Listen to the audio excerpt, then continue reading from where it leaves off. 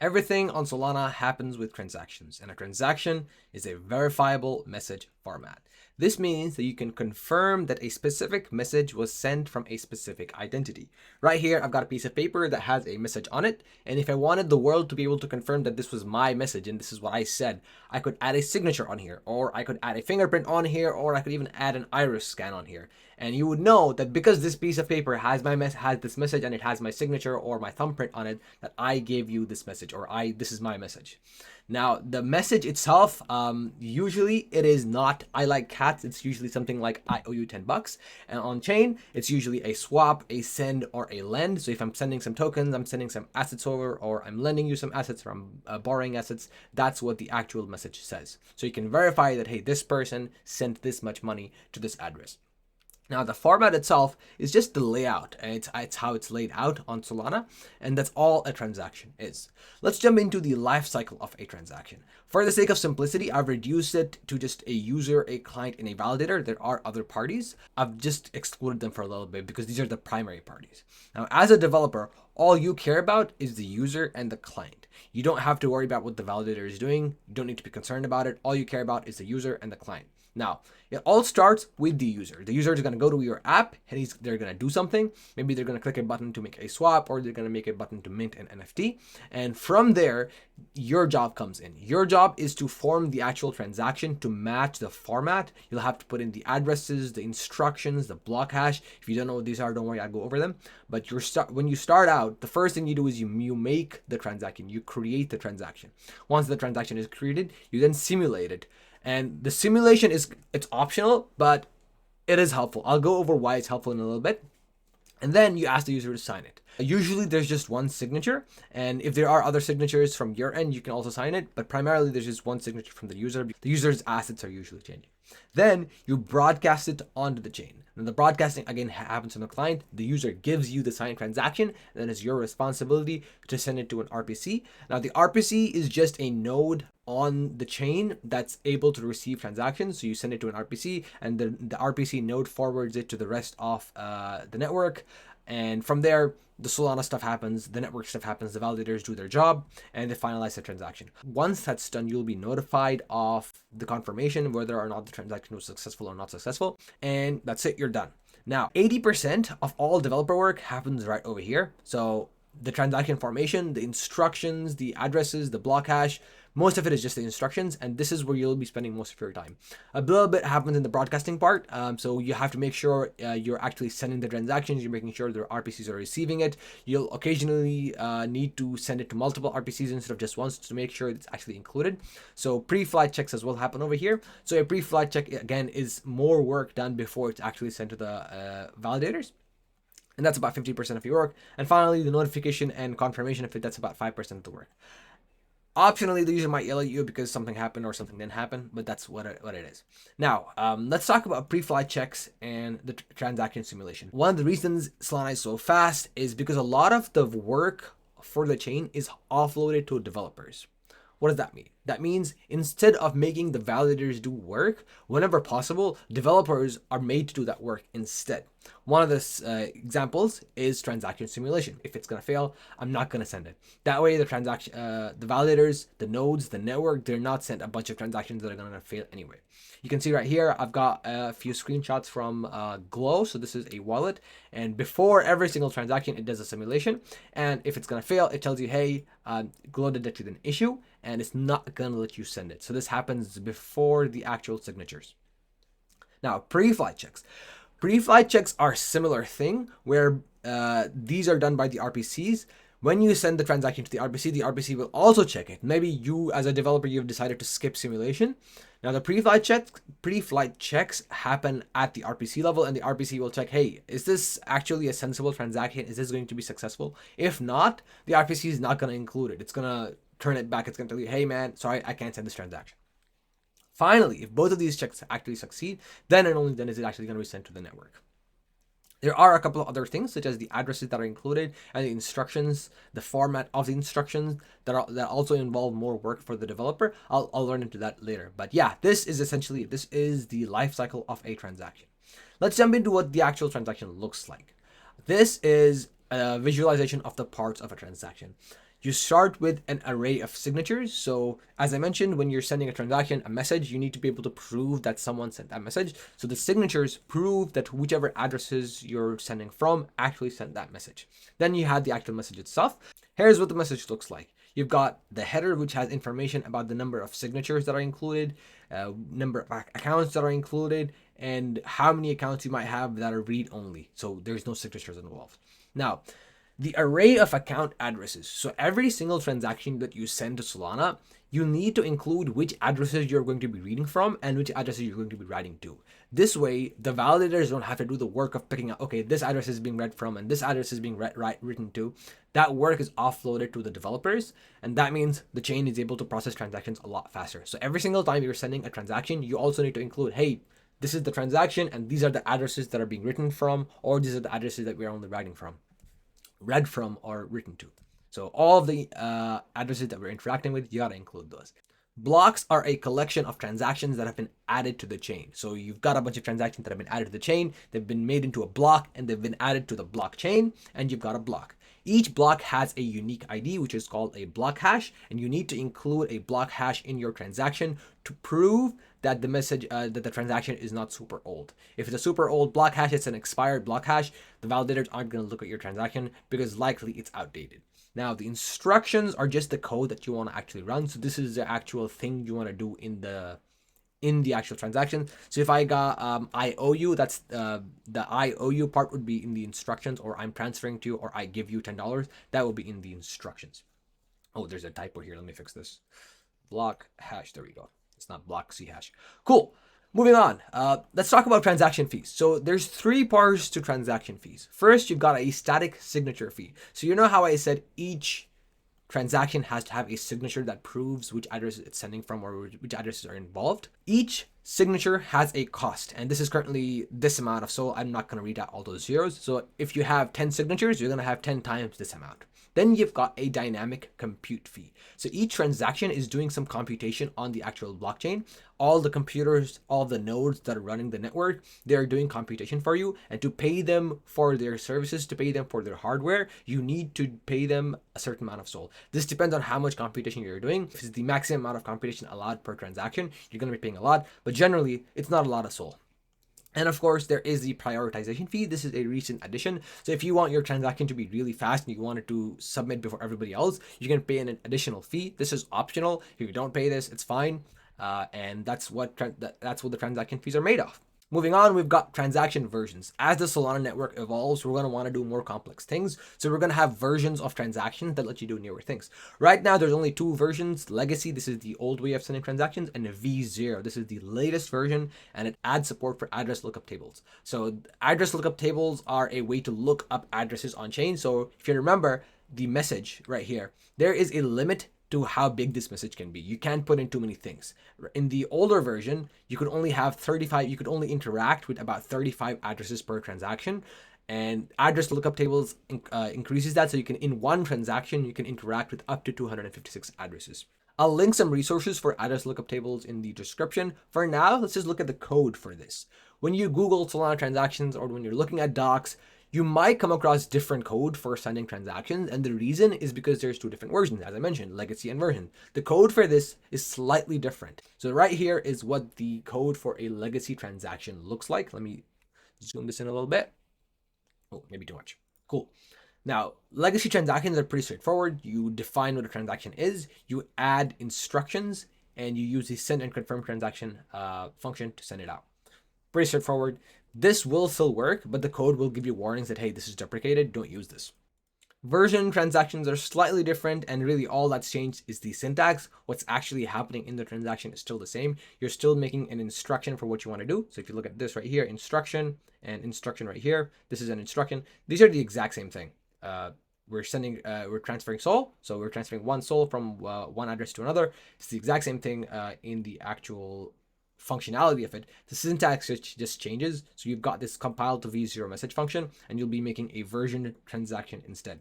And the sending of it and the confirmation of it are slightly different as well. I'll also link resources for this in the description.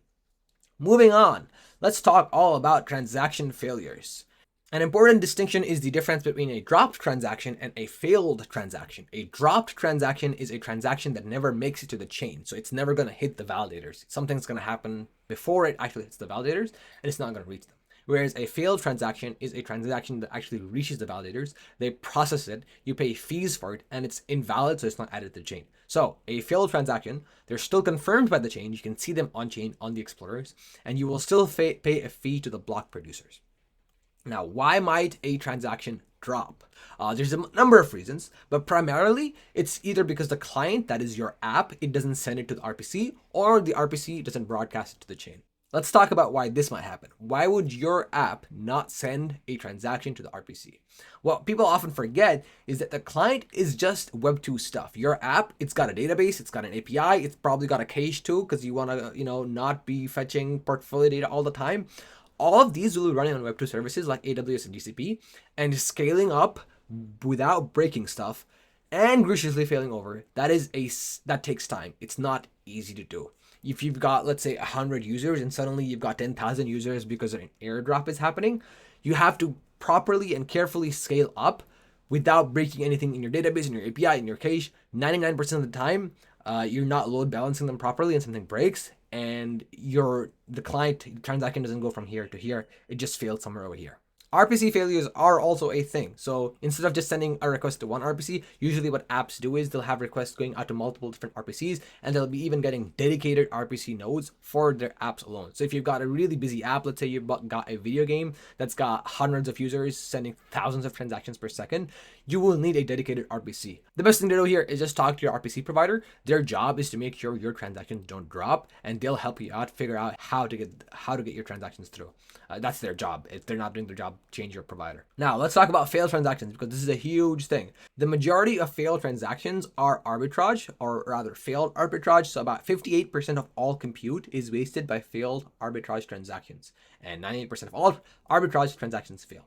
What is arbitrage? Let's talk about it. So Solana transactions are really cheap. And if I have a transaction that might make me $5, I can send it 1,000 times. The cost for sending 1,000 transactions is 49 cents, right? If 999 transactions fail, but that final transaction succeeds, I make $5. So I made $5 and it cost me 49 cents to do it. Obviously, I'm going to spam the chain, right? You probably don't have to worry about this if you're not building a trading app or a trading smart contract. Don't worry about it. You're not going to run into this. Most apps don't have to worry about this. But let's talk about other stuff that you do have to worry about. Why might a transaction actually fail? Most likely it's because the transaction conditions are not met. When arbitrage is happening, the reason the transaction is failing 999 times is because the conditions are not met. What are the conditions? You can specify, hey, I only want this swap to happen if the price of one asset is X or the price of other asset is Y. Those conditions aren't met, the transaction will fail. It's your responsibility as a developer to check those beforehand. Before you actually ask the user to sign the transaction, check that those are not going to be, the conditions are actually met. If you're a smart contract, if you're a DApp developer, the smart contract logic, the contract that you're interacting with, you're gonna know what the smart contract is gonna check for. So check it on the client side as well, instead of wasting your transactions and wasting your users' fees and just giving them overall worse experience. Check the smart contract logic before you send the transaction. This isn't always possible, but most of the time it is. Now, in a rare occurrence, your transaction might not actually make it to the block producer. This can happen, for instance, let's say if you don't have enough fees. So if you've got a really busy smart contract, fees are going up, you need to add in priority fees for that specific contract, you might need to do that. Or you might exceed the compute unit. So as I said, there is a limited amount of compute in each transaction. You can't do an infinite amount of stuff. If you do too much, it's going to fail. And finally, improper signatures. This is actually should be a bit higher because this is a lot more common. If you don't have all the signatures necessary, your smart contract will check, it will fail. Whew. One thing I haven't gone over is instructions. This is because most apps you'll be building will handle the instruction creation process for you. All the things that come to do with making and managing instructions, SDKs will handle it. For instance, right here, when we're transferring Sol, the Web3 SDK has the system program and the transfer instruction all coded in. So all you have to do is put in the variables that you want from to Lampwords, and it'll handle all of that work for you. If you're making a trading app, whatever SDK you're using, let's say you're building an NFT minting app, the Metaplex SDK will handle the low-level work of instructions for you. The only instance in which you'll need to actually write the instructions yourself or manage the writing of the instructions yourself is if the contract you're building with does not have an SDK, or it's a custom program, or it's a custom smart contract. In that instance, there's a bunch of resources available. Soldev has a great guide. I'll link that in the description as well. I'll also be making a video on how to handle instructions later on. We'll make a fun project with it. But for now, just get started, pick an app, pick an SDK, and get started. You don't have to worry about transaction failure. You don't have to worry about transactions dropping. You don't have to worry about versions transactions even. Just get started. Don't even worry about prioritization fees. All you got to do is get started. When you're working with SDKs, they're doing a lot of heavy lifting for you. However, the opaqueness can make it seem like transactions are a lot more complex than they actually are. For instance, we don't know what compile to v0 method is actually doing. We don't know what the instruction for system program.transfer looks like. So to make it really clear how simple transactions are, I'm going to help you build a transaction from scratch without using any Solana libraries. The only imports we need are utility imports. We've got node fetch for making HTTP requests. We've got base58 for encoding and decoding base58 texts. So base58 is a format of text. We've got ED25519, which is a library, a cryptographic library we're going to use for creating key pairs. Since this is completely from scratch, we're going to have to set up a bit of boilerplate. So we've got a public key class and a key pair class. If you open these up, you'll see a public key is just a uint8 array. It's an array of numbers. That's all a public key is. And we need to be able to represent that in base58. So we're going to use the encode and decode functions to be able to encode and decode that in base58 and from base58. Opening up key pair, you'll see a secret key is also just a bunch of numbers. It's an array uint8. And we're using the ED25519's random private key function to create public keys and private keys. So ED25519 is a cryptographic algorithm, and this is the one that's used on Solana. So when you're making key pairs, you use the ED25519 library. This is built into Web3.js, but we're not using Web3.js, so we can do it from scratch. Now, we've got a bunch of helper functions as well, and these are all just API endpoints. So this is an API for sending a transaction. This is an API for getting the latest block hash. And before I open these up, I want to show you what the RPC actually is. So all the RPC is doing is sending a fetch request, a post request to the cluster. So the cluster we've defined is the testnet over here. And all we're doing is specifying which method we want to send. So we do the method for requesting an airdrop is literally the request airdrop, and that's it. The body is just the method we want and the params we want. Now let's move on to the actual function itself. The first thing we want to do here is make a key pair, because that's what we'll be using to pay the fees, and that's what we'll be using to interact with the blockchain. Then we'll request an airdrop because we need SOL, and this is testnet, so we get free SOL. So we'll use an airdrop request. We'll do an airdrop request to get some SOL. We'll wait about 1 second. I think this is 1 second to make sure that transaction completes, because we don't want to send the next transaction immediately after, because we're not going to have any SOL. Next, we are going to be interacting with the memo program. The memo program lets you store a string of data on Solana. So if you've got, let's say, a super secret, right, that you want to share with the world, you could put it on the memo program, a string of text. Let's say you want to say, I love cats. You want to let the world know, you can put it on the blockchain. So it's just a way to store data or store a string of data on the blockchain. So we need to declare which addresses we're interacting with. So we're going to declare the program, and obviously the address is right here. Next, we're going to get the latest block hash. Remember, this is the ID of a recent block. So we've got the recent block hash as well. And finally, we've got the actual message itself. So this is the body of the instruction you can think of. What Zelimir has over here, this is code from someone called Zelimir. Thank you, Zelimir. So what Zelimir has over here is a SHA-256 hash of a message. So if you've received a message and you want to prove that you received it, you can use the SHA-256 hash to prove it. If you don't know what a SHA-256 hash is, ignore it. Don't worry about it. This is literally just a string of text that we want to put on the blockchain.